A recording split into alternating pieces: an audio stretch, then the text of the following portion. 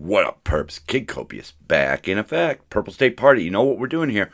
Repping America, the center, and common sense. And more importantly, I also represent California. You know, that's where I live. That's where my focus is. You know, if you're one of these people who believes parts from the Democrats and parts from the Republicans, and you don't understand why we don't have a third party that represents those values, you know, you're at the right place, because that's what we're trying to do here. We're trying to represent the common sense, the things that make sense. I believe in strong police forces, but I believe in legal weed. I don't know how else to sum it up better than that.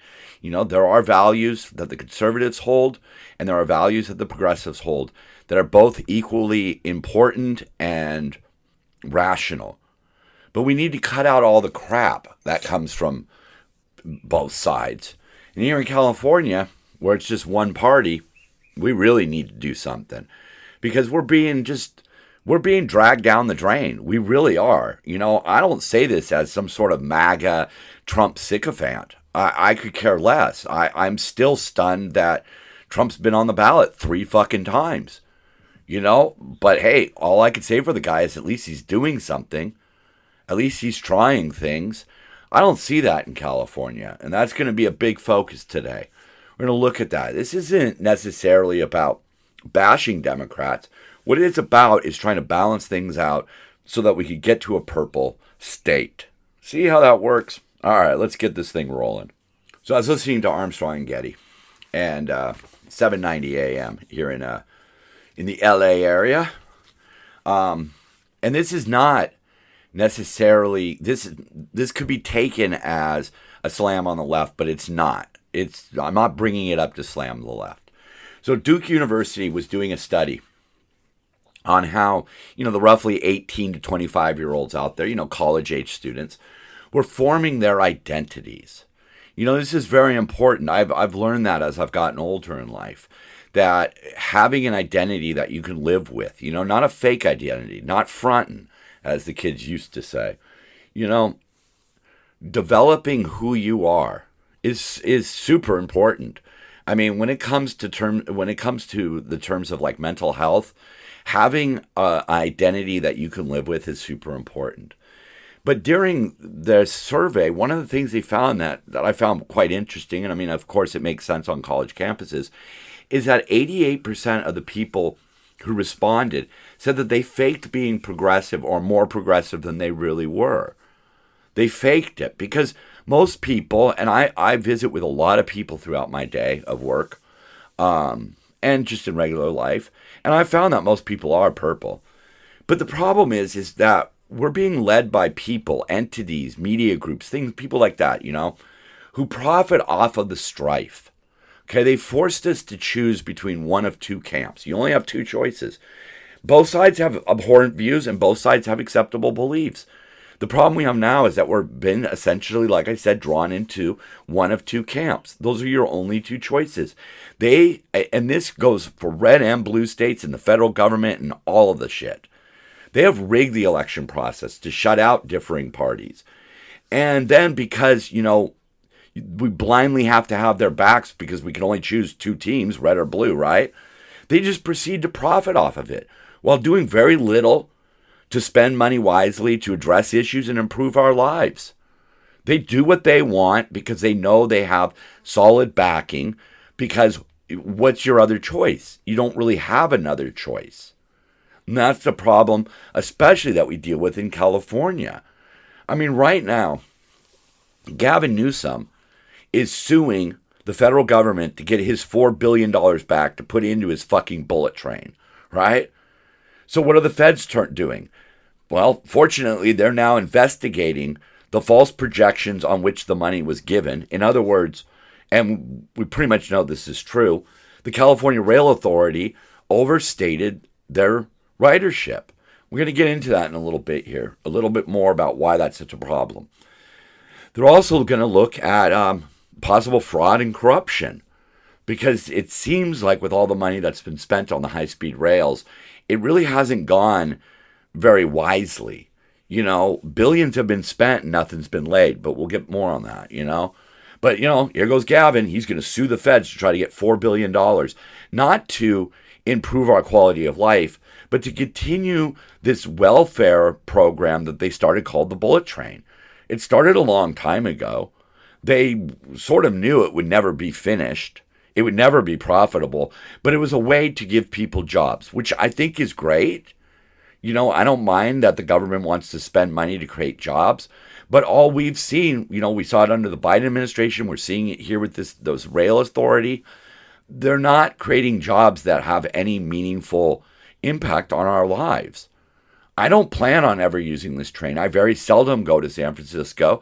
And quite frankly, if I was to leave LA to drive to San Francisco, I'm either going to take the straight shot up the 5 in my car, which is going to be cheaper than taking the train, or I'm going to drive along the coast and maybe stay in places. That's a really fun trip if you've never done it. Go up the coast, stay in Santa Barbara, stay in Morro Bay, stay in Big Sur, go to Monterey, go over to Salinas and see the Steinbeck Museum. Make your way to San Francisco slowly. Take in everything that this beautiful state has to offer. I don't think it's going to be on a train. Let's get into some specifics about the train now. I think I've made it pretty well known that I'm not on board with the high-speed rail. I don't, to be honest with you, because the vote was 17 years ago. I don't remember if I voted for it or not. It sort of sounds like a good idea, but what we're seeing is that the nuts and bolts weren't even manufactured when they tried to put this plan together. They had no real plan. They didn't know where they were going to go. They brought in consultants from overseas, places like Japan and France, and those companies immediately bailed because the plan was not going up the 5. The reason why that's important is if you go up the 5, you've already got some infrastructure there. It makes things a little bit easier. Why are you going to spend money on making roads to get to the goddamn place if there's already roads available? But they didn't want to use that. They wanted to go with their plan, probably because certain people own certain land and then they were going to sell it to the government and make a lot of money. But anyhow, we have in Florida a thing called Brightline. It's a privately owned and operated inner-city passenger railroad. Okay? And its development started in March 2012 as All Aboard Florida. They got some money from the federal, the Federal Railroad Rehabilitation and Improvement Financing from the Federal Railroad Administration. They also sold bonds that help offset what it says here, with proceeds from the bond sale substantially reducing or replacing entirely the amount of the loan request. Okay? So in 2013, they got their finding of no significant impact, and they got that was their first one. They got their final one in 2015, and they began construction in 2015. 3 years later, they already had Miami to West Palm Beach. So they already got up the coast of Florida with this railroad. Then they expanded it to go over towards Orlando, the tourist hotspots in Orlando, Disney World, Universal, all that stuff, right? So as it stands right now, they've spent $6 billion for the initial Miami to West Palm Beach and another $1.75 billion to go to Orlando. Right now, this privately owned railroad costs $7.3 million per mile. Here in California, it was improved in 2008. They officially broke ground in 2015. As of right now, there is no tracks. There are no viable railroad service out there. They're not taking passengers right now. Currently, it's projected to cost $130 billion, upwards of $130 billion. And right now, the current cost is between $150 and $160 million per mile. Remember, Florida did it for $7.3 million. For us, it's $150 to $160 million. And that's just where it is right now. We don't know where the costs are going to skyrocket to. Now, yes, you could say, okay, so the Florida one is only like somewhere around 250 miles, and the California one is 800 miles. So, of course, it's going to cost more. Yeah, okay. But the cost per mile doesn't have to be, you know, I mean, we're doing it for what? Like, oh, my math. Like five times the cost? Hey, it's more than that. Boy, how many times? 20 times the cost? Why? Because of California regulations, because they're going through expensive land that needs to be purchased. You have a lot of opposition. And at the end of the day, I don't think it's going to be viable. And one of the reasons why I don't think it's going to be viable is because of what we're already seeing with Brightline. You know, Brightline did really well at first, you know.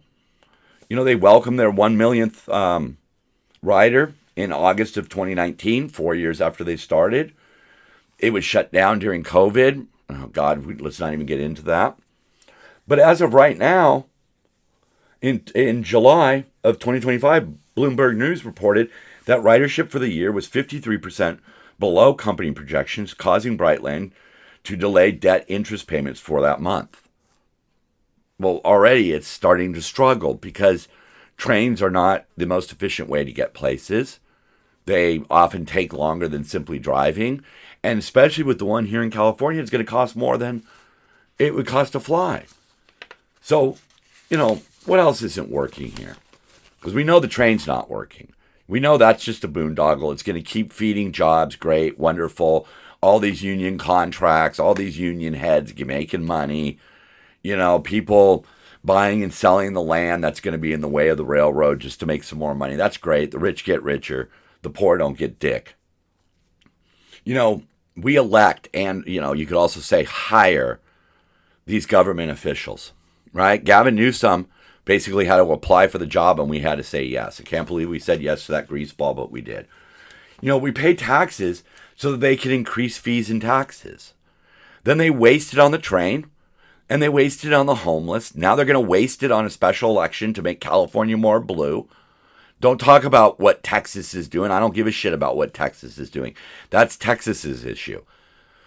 Newsom is using Texas as an excuse to lock down California because deep down, Democrats have fucked up California and they know it. And they know they're going to start losing votes. And so they're using any excuse to do this redistricting. It is not going to help California to become more blue. If it did, we would already be on track because California's pretty damn blue already. But we're not on the right track.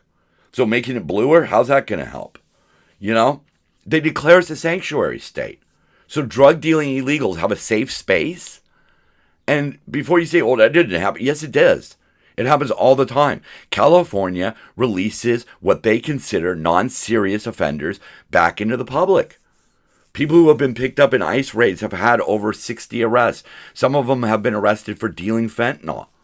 We're protecting those people in California. We're using our tax dollars. And then when ICE decides to come to town to try to clean up some of the illegals, California refuses to help them. And why is that important? Well, why that's important is because local law enforcement knows where there are problem areas that might contain illegal immigrants. Drug dealing alleys, illegal prostitution houses. Well, all prostitution is illegal, but, you know, prostitution houses, houses that are doing illegal gambling. You could scoop up some illegals there. But without that local law enforcement, you leave ICE to just go after, Home Depot. And so the Mexican-American community is being hit the hardest because we want to, here in California, protect illegals. We don't want to work with the federal government to deport criminal illegals. I don't care what your infraction was. If you're here illegally, you need to be on your best behavior. DUI, dealing fentanyl, shoplifting, it doesn't matter what the crime is. You should be turned over to ICE. I'm sorry, but that is the only thing that makes any sense at all. If you are a law-abiding illegal alien, I have no problem with you. If you are out there trying to get your hustle on legitimately and trying to provide for your family, I've got no problem with you. If you came here to sell drugs and commit crimes or leech off the system, you need to go. If you step out of line, you need to go. I'm sorry, is that really too much to ask? I mean, even that truck driver who in Florida killed 3 people when he performed an illegal U-turn, he got his start here in California. And of course, he fled back to California, where he assumes that he's going to be protected. Because we in California are protecting illegal aliens more than we're protecting our citizens. And how is that working out? I mean, at some point, we have to set aside these tribal allegiances and ask ourselves, where has our money gone to? And if we stop with all this crap about, well, what about Texas or Mississippi or Ohio or Florida? I don't give a shit about them. I don't live there. Let somebody else try to sort out their mess. I'm trying to sort out California and the United States because I live in California, the United States. All right? That's what I'm talking about. It doesn't matter if other states are effing up worse than California. California is at the bottom of the barrel in a lot of metrics, that should make more people concerned about what's going on in Sacramento. Our schools are suffering. Our homeless population is exploding. Our drug-addicted, mentally insane people, the largest populations. That people always talk about what a large economy we have. Then why do our public schools suck so bad? Why are we turning out people who were simply passed through the system so they can go to college, where eventually they won't be able to get a job because they never should have gone to college in the first place? They should have gone to trade schools. Why aren't we funding trade schools? Why aren't we putting more effort into actually educating our kids? Why aren't we trying to make our streets safer? Why are we not untethering law enforcement so they could help with ICE, so they could go after some of these criminal illegals, not just random illegals? Why are we doing that? Because of tribal allegiance, because there are enough people here who will simply vote Democrat so the Democrats can do whatever they want. And if it turns into a big fucking pile of a dumpster fire, you could just go, well, we're still going to vote for them. Because that's what we've seen for decades now. No accountability. Maxine Waters is still a U.S.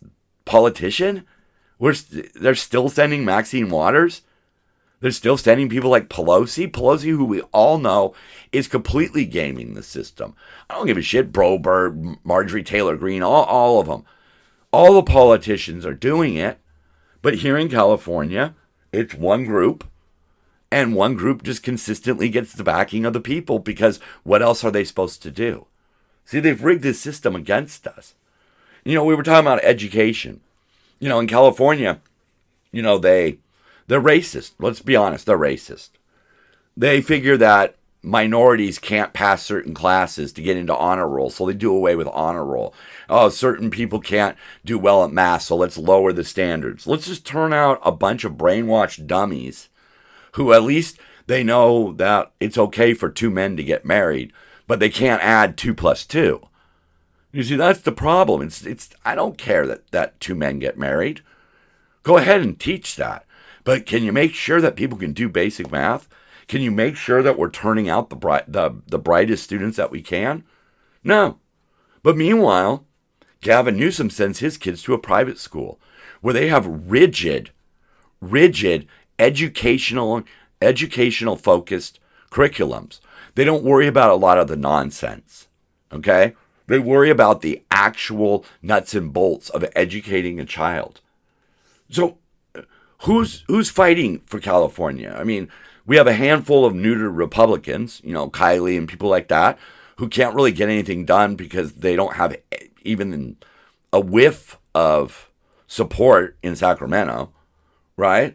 We've got Larry Elder, a talk show host. Okay, cool. He tried to run for governor. We got Adam Carolla, podcaster extraordinaire. We got Rick Caruso, who tried to be mayor, but he was a white man, and there's no way a white man was going to make the city better. Oh, my goodness. That's the way we think here in California. And then we got Spencer friggin' Pratt. Spencer Pratt, the a-hole from MTV's The Hills. A reality TV star, who made most of his fame playing a bad guy. He's bringing in Senator Scott, not a great choice, but, you take who you can get, to look into this wildfire mess. A mess that I think was partially at the fault of Democrat leadership, who are focused on the frilly, fluffy things that make you feel good but don't really accomplish anything, right? I mean, like I said, Caruso could have been mayor, but California demands equity at all costs. So we got the incompetent Bass, who just came in and started watering the flowers of graft and fraud. She appointed a fire chief who basically skipped inspections because I don't know why. But hey, that was great, you know. We've got a black female running the city. We've got a fire chief that I believe was LGBT. Nothing wrong with that. Female. Oh, it checked all the boxes. But it's not getting the job done. See, that's the problem. I don't care that you check boxes. I'm glad the boxes get checked, but let's do it through, let's put it this way. Diversity is great, but it must be diversity with merit. Simply having a black female as mayor is not good enough. Caruso had a plan, but we got Bass. And for some, that warm, fuzzy feeling of being a progressive was enough. But our problems persist. That's the problem. Just because we could say, we've got the first this or we got the first that, that doesn't mean anything if they can't do the job.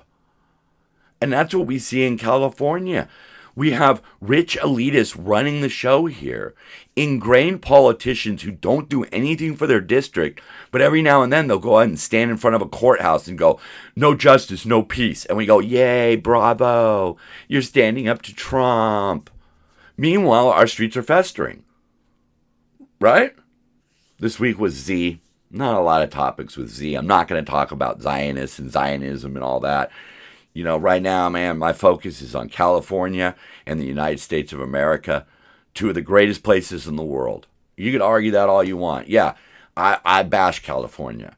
We got great weather. Even our hot-ass summers are better than most places. I've been to the South during the summer. I know how great California is in terms of summer.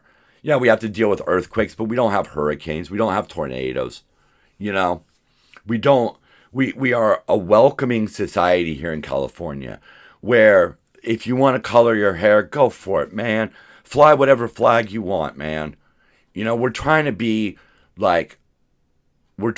cool, you know, and not in that air quote cool way, but we're trying to just be cool with people. We're trying to let people live their own lives. But our government is what gets in the way. Our government is what creates these roadblocks and creates this division. It's not us. It's definitely not us. So my first Z is for Zip It. Zip It Newsom. You know, no one in this country is going to vote for an entitled white boy who preaches one thing while doing another. He doesn't care about the public schools because he goes to private schools.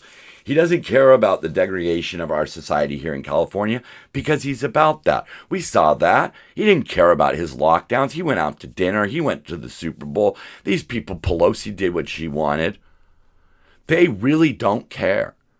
And one of the places where they really don't care is the next Z on the list. Zombie apocalypse. And that's what I see in a lot of our big cities. And I see it on a daily basis. You know, people slumped over, passed out. Women just completely unconscious in the middle of the fucking walkways. Passed out on drugs.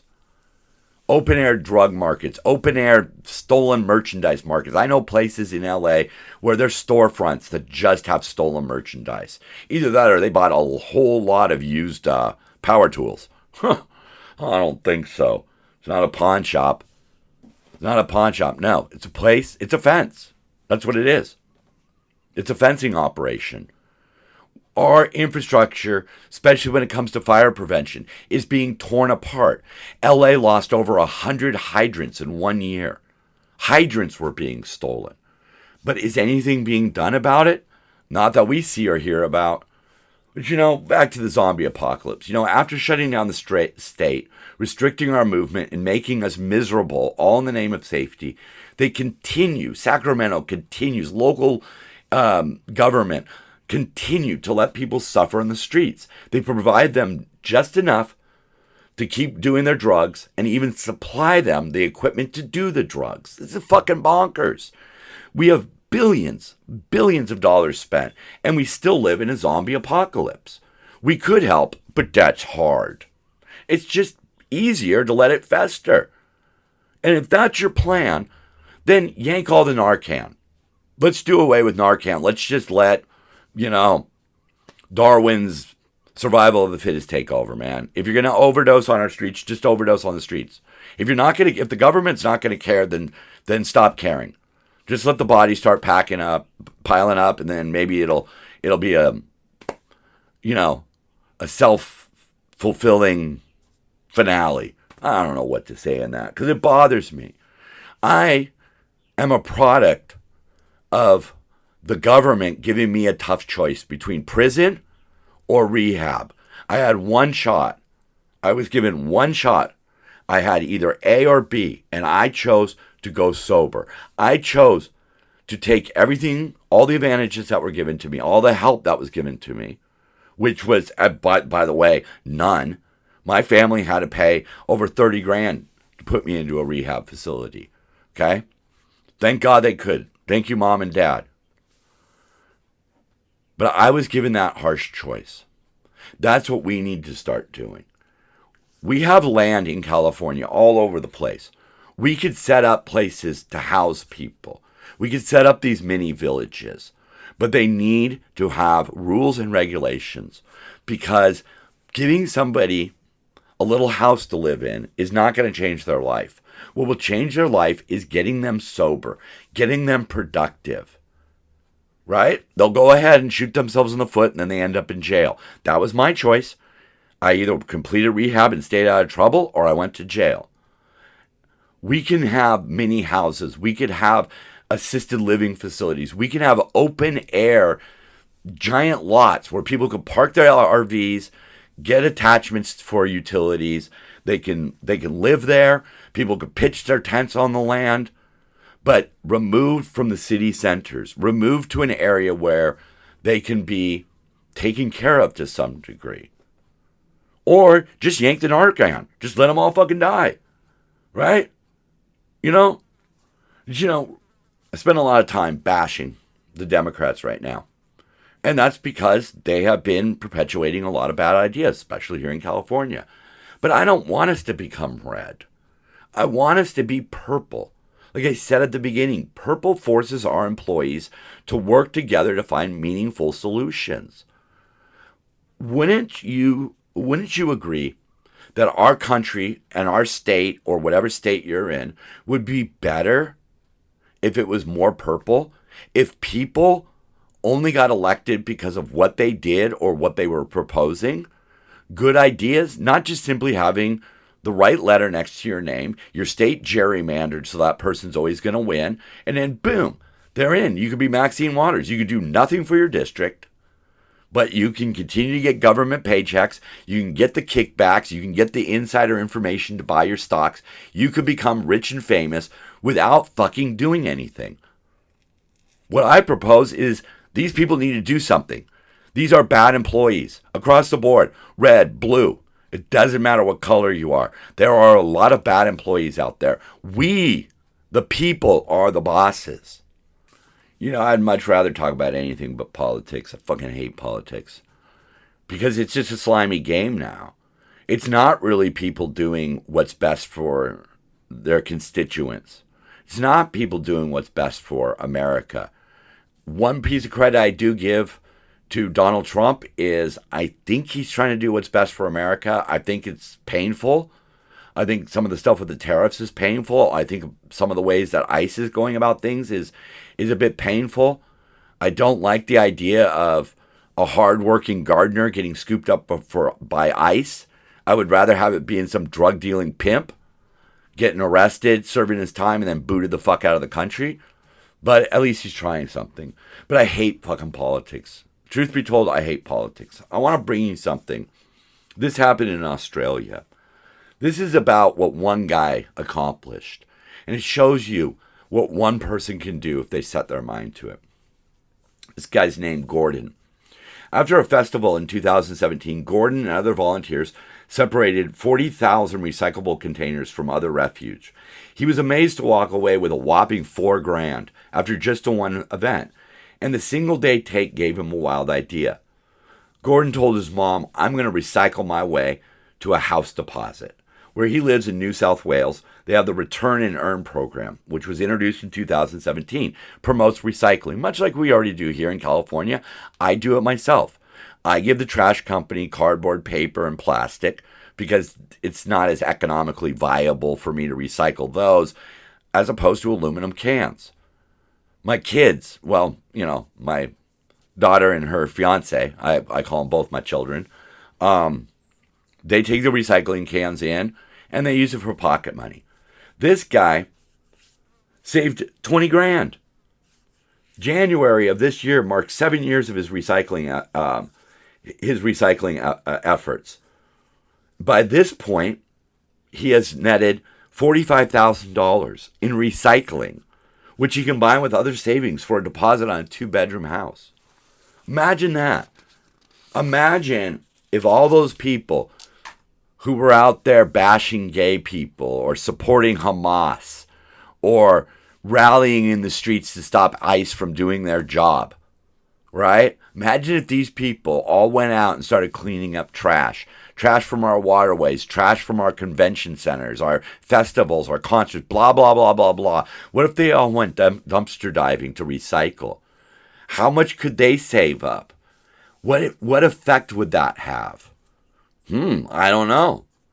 It would be massive because there's a guy out there who managed to pull 45 grand by recycling cans. He walked along the beach. He picked up plastic. He picked up garbage. He recycled the garbage. And that's what we need to do. One person can make a difference. One person with a whisper can start a movement. And that's what I'm trying to do. I'm trying to get people to understand that we are far more purple than we would like to admit. And when are we going to have a purple party? When are we going to have that third choice that holds the Democrats and the Republicans accountable? I don't like what they did in Texas. I don't like what they do in California. There are a lot of things that are wrong out there, but there are a lot of things that are right. And that's what we should be focusing in on. And, to tie it all together into a political thing, since that's what this is supposed to be, hopefully we reject this redistricting effort in California, because if you think that getting more representation, so that more Democratic representation so we can fight Trump is the answer, remember, what you're doing is you're making California even more blue. We are shooting ourselves in the foot to go after Trump here.